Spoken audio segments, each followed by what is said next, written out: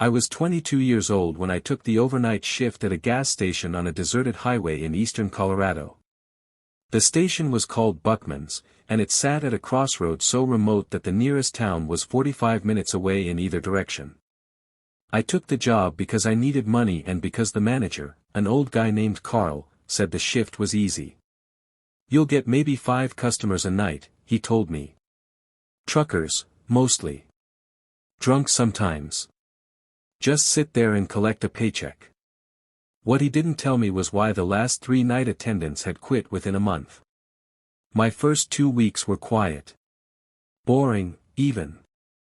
I'd show up at 10 p.m., lock myself in the bulletproof booth, and watch movies on my laptop until the sun came up. The customers were exactly what Carl described: truckers grabbing coffee, a few locals buying beer, the occasional lost tourist asking for directions. I started to think I'd found the easiest job in the world. Then came the night of October 23rd. It was around 2:30 in the morning. I was halfway through a movie when I saw headlights pull into the parking lot.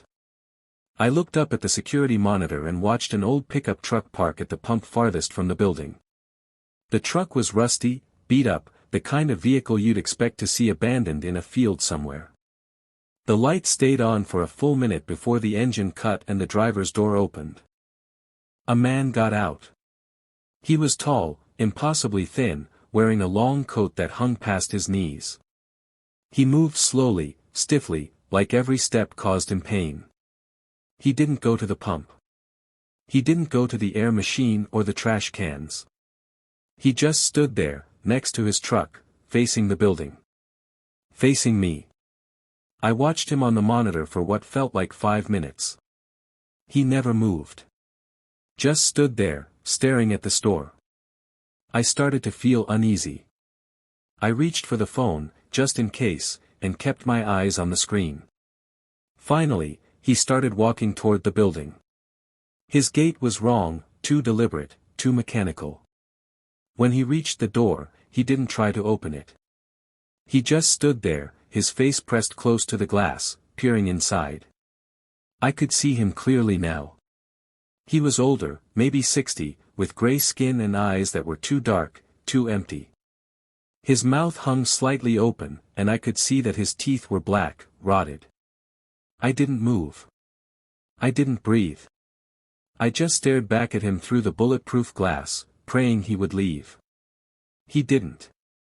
Instead, he raised one hand and knocked on the glass. 3 slow raps. Then he pointed at me. Just pointed, his long finger aimed directly at my face. And then he smiled. A slow, deliberate smile that stretched too wide, showing those black teeth. I grabbed the phone and dialed 911. The dispatcher answered, and I whispered what was happening. She said she'd send someone, but it would be 30 minutes minimum. They were all the way on the other side of the county. I hung up and looked back at the door. He was gone. I scanned the monitors. The parking lot was empty. The truck was gone. No sign of him anywhere. I sat there, shaking, trying to convince myself I'd imagined the whole thing. 30 minutes later, a sheriff's deputy showed up. He searched the property, found nothing, and told me it was probably just a drunk messing with me. I wanted to believe him. I went back to work the next night. And the next. Nothing happened. I started to relax. Then, 1 week later, I saw the truck again. It was 3 a.m. this time. Same beat-up pickup, parked at the same pump. The man got out, same slow movements, same long coat. He stood by his truck for a long moment, facing the building. Then he walked toward the door. This time, I didn't wait. I grabbed my phone and called 911 immediately. The dispatcher said she'd send someone. I watched the man approach the door, watched him press his face to the glass, watched him knock. 3 slow raps. Then he pointed at me again. And smiled. But this time, he spoke. I couldn't hear him through the glass, but I could read his lips. "I know you." I stumbled back from the counter, my heart slamming.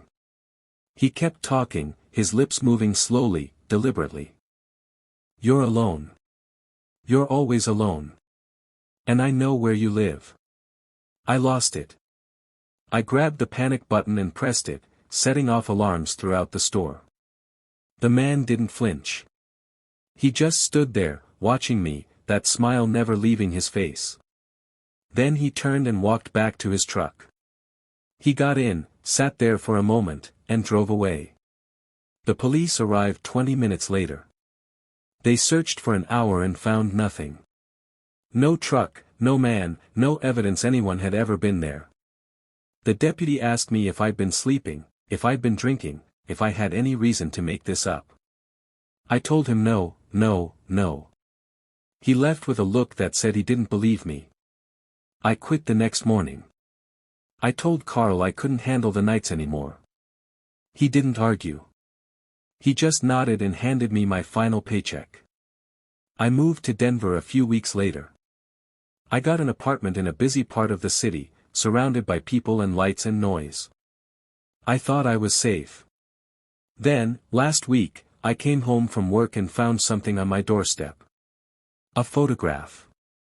Old, faded, creased.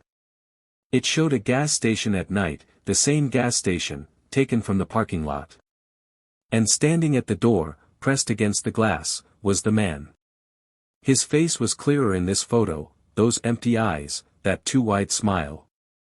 He was pointing at the camera. Pointing at whoever took the picture. On the back, written in shaky handwriting, was a message. "I found you.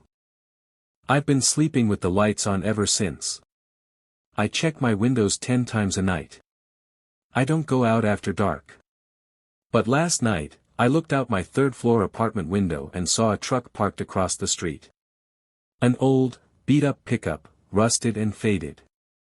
The lights were on, but no one was inside. I'm writing this because I don't know what else to do.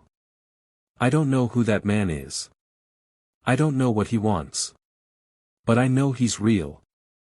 I know he's been looking for me. And I know he won't stop until he finds me. It's 2 a.m. now. I just heard a knock on my door. 3 slow raps. I'm not going to answer it. But I'm afraid that eventually, I won't have a choice. I was 19 when I took the night shift at a motel in the middle of nowhere, Nevada. The place was called the Desert Moon Motel, and it sat off a highway that most people only used when the interstate was backed up. It had 12 rooms arranged in a U-shape around a parking lot with a single flickering light pole.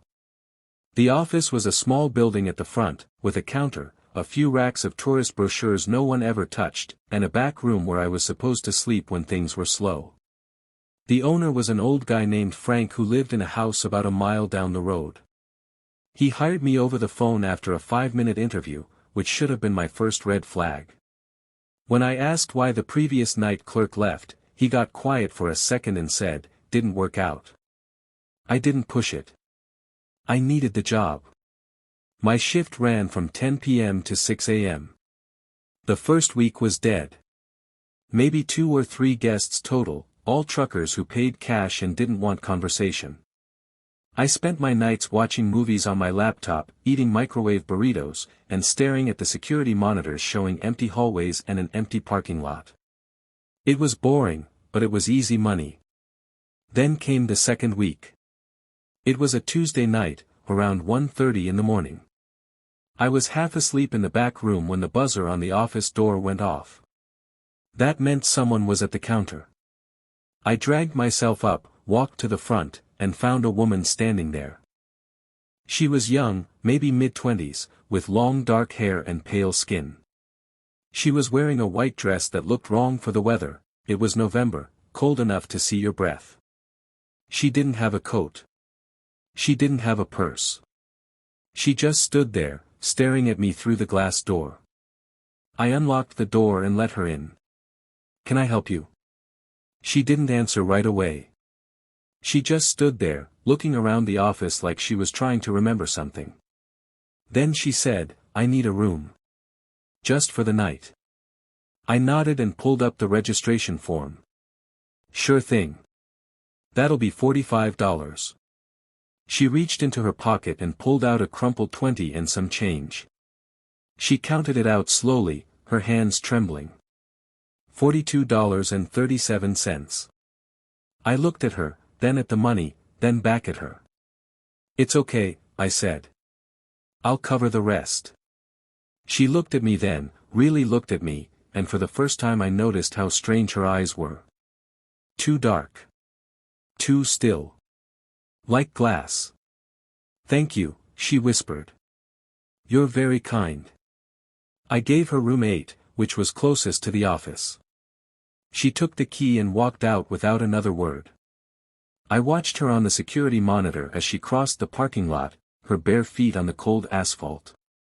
Bare feet. In November. I should have noticed that sooner. I went back to the back room and tried to sleep, but I couldn't stop thinking about her. Something was wrong. I just couldn't figure out what. Around 3 a.m., I heard a knock on the office door. I got up and found her standing there again. Same white dress. Same bare feet. Same empty eyes. I'm sorry to bother you, she said. But I can't find my room. I frowned.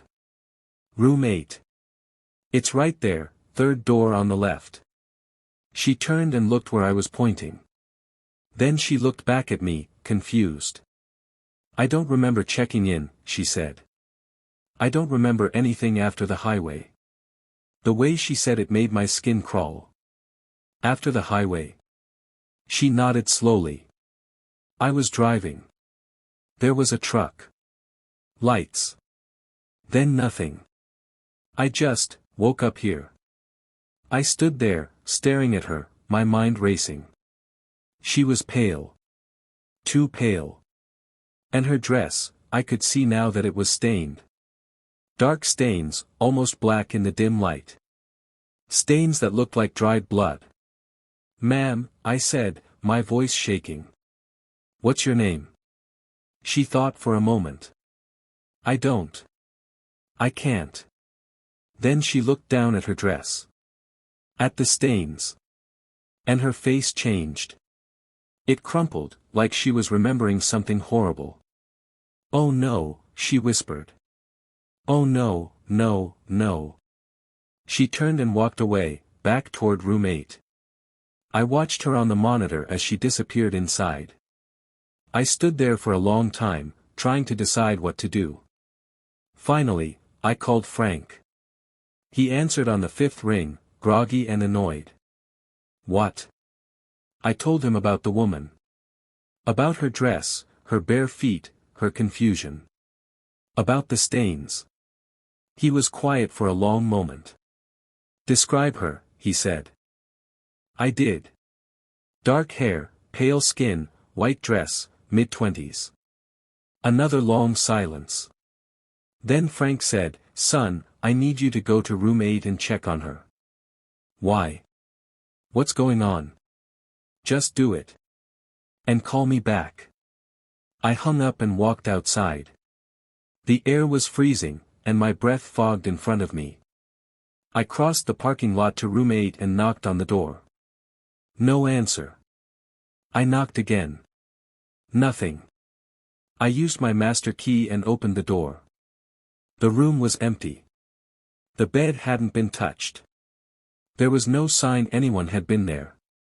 But on the floor, next to the bed, there was a wet spot. Like someone had been standing there, dripping. And in the bathroom mirror, written in what looked like condensation, were 2 words. Help me. I ran back to the office and called Frank again. I told him what I found. He sighed, a long, tired sound. I was hoping you wouldn't have to deal with this, he said. The last clerk quit because of her. The one before that too. Because of who? That woman. She shows up every few months. Always the same description. Always confused. Always in that white dress. The police looked into it once. They found a cold case from 10 years ago. A young woman driving through here, hit by a truck on the highway. She died on impact. They never found her family. She was buried in an unmarked grave in the county cemetery. I felt the blood drain from my face. Frank, that was 10 years ago. I know. Then who did I just talk to? He didn't answer. He just said, finish your shift. I'll have someone cover for you tomorrow night if you want. I didn't finish my shift. I sat in the office, lights on, watching the monitors, until the sun came up. I never saw her again that night. But just before dawn, I looked at the monitor showing room 8, and for just a second, I saw her standing at the window. Staring out. Her face pressed against the glass. And she was crying. I quit that morning. I told Frank I couldn't do it anymore, and he didn't argue. He just nodded and handed me my last paycheck. I moved to California a few months later. I don't work nights anymore. But sometimes, late at night, I think about her. About that poor woman, wandering that motel parking lot, confused and scared, not knowing she's dead. And sometimes, when I'm alone in a dark room, I hear a soft knock on the door. And a voice, barely a whisper. Help me. I can't find my room. I never answer. I never will. But I wonder how many more nights she'll keep looking. How many more night clerks she'll visit. How long until someone finally helps her find her way home. I was 21 when I took the overnight shift at a 24-hour laundromat in a rough part of St. Louis. It wasn't the kind of job you brag about, but it paid $8 an hour and required zero skills other than being awake and not stealing the quarters. My job was simple: sit in the small attendant booth, sell detergent and dryer sheets, break bills into quarters, and make sure homeless people didn't set up camp in the corner. The place was called Suds and Duds, and it was exactly as depressing as it sounds. Flickering fluorescent lights, cracked linoleum floors, dryers that squealed like wounded animals. The clientele was a mix of insomniacs, truckers passing through, and people who worked third shift and needed clean uniforms. Most of them kept to themselves. Nobody wanted to be there at 3 a.m., and nobody pretended otherwise. I'd been working there for about 3 weeks when the old man started showing up. The first time I saw him was a Tuesday night around 1 a.m. I was reading a book in my booth when I noticed him sitting on one of the plastic chairs against the far wall. He was old, maybe 80, with white hair and a wrinkled face. He wore an old-fashioned suit, the kind people wore in the 1950s, and he was just sitting there, staring at the dryers. I figured he was waiting for his laundry. I went back to my book. An hour later, I looked up and he was still there. Same position. Same stare. No laundry in any of the machines. Just sitting. I got up and walked over to him. "Sir, can I help you with something?" He didn't respond. Didn't even look at me. Just kept staring at the dryers. I tried again, louder this time. "Sir. Are you okay?" Slowly, he turned his head and looked at me.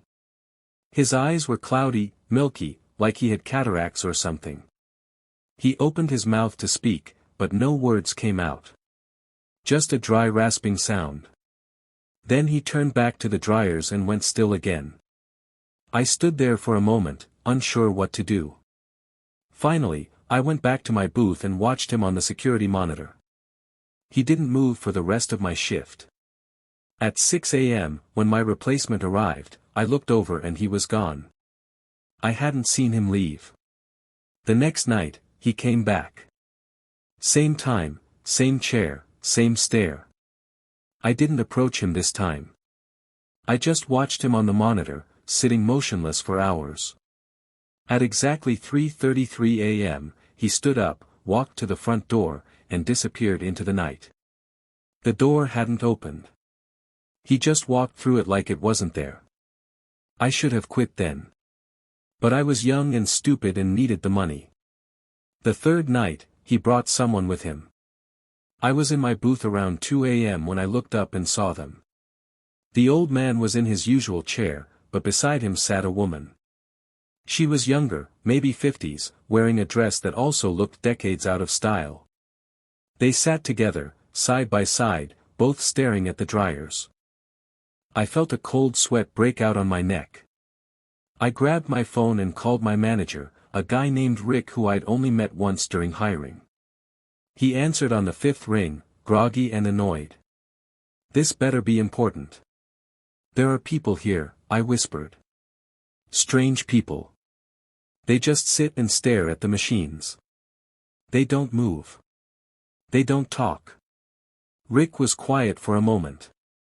Then he said, "Describe them." I did. Old man in a suit, woman in an old dress, both just sitting. Rick sighed. "I was hoping you wouldn't meet them. The last 3 night attendants quit because of those two." "What do you mean? Who are they?" Another long pause. Then Rick said something that made my blood run cold. In 1959, that building was a diner. Not a laundromat. A diner called the Blue Plate. One night, there was a fire. Grease fire in the kitchen, spread fast. 12 people died. They never identified all the bodies. Some of them were never found. I looked at the 2 figures sitting against the wall. They hadn't moved. The building was torn down and rebuilt as a laundromat in the 70s, Rick continued. But people say the ones who died in the fire never left. They still come at night. They sit where the diner used to be. And they wait. Wait for what? I asked. For someone to serve them. They're still waiting for their meals. I hung up and sat there, shaking. I looked at the security monitor. The 2 figures were still there, motionless. But now I noticed something I hadn't seen before. Their clothes weren't just old-fashioned. They were stained. Dark stains on the man's suit, on the woman's dress. Stains that looked like soot. And their skin, in the grainy monitor, I could see that it wasn't right. Too dark in places. Too shiny. Like they'd been burned. At 3:33 a.m., they both stood up simultaneously. They walked to the front door and vanished through it without opening it. I sat there until sunrise, too terrified to move. I quit the next morning. I told Rick I wasn't coming back, and he didn't argue. He just said, "Probably for the best." That was 6 years ago. I live in a different city now, with a normal job and normal hours. I haven't been inside a laundromat since. But sometimes, late at night, I drive past a diner or a coffee shop and see an old person sitting by the window, staring out at nothing. And I wonder if they're real. Or if they're still waiting for a meal that never came. Last week, I was driving through a small town in Illinois when I passed an abandoned building with a faded sign. The Blue Plate Diner, it said. Boarded up windows, crumbling walls. But through a gap in the boards, I saw a figure sitting inside. An old man in a suit, facing the window, staring at me. I didn't stop. I pressed the gas and didn't look back. But I saw him in my rearview mirror. He was standing now. At the door. Watching me drive away. And I knew, with absolute certainty, that he recognized me. That they all recognized me. And that one night, I'll walk into a diner somewhere, sit down at a table, and find myself surrounded by people in old-fashioned clothes with burned skin and empty eyes. Waiting for their meals. Waiting for me to join them.